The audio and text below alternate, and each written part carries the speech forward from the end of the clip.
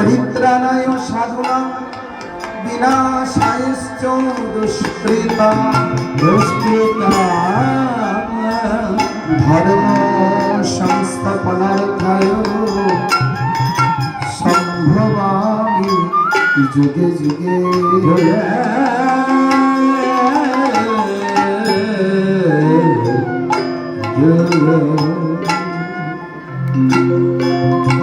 ভগবান বললেন যদা যদা হি ধর্মস্য গ্লানির্ভবতি ভারত, অর্থাৎ যখন যখন আমাদের এই জগতের ধর্মটা নষ্টের পথে যাবে, ধর্মকে গ্লানি হবে, ধর্মের গ্লানি যখনই ঘটবে তখন ধর্ম রক্ষার জন্য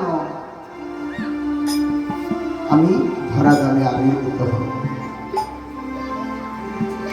যদা যদা হি ধর্মস্য গ্লানির্ভবতি ভারত অভ্যুত্থানম ধর্মস্য তদাত্মানম সৃজাম্যহম।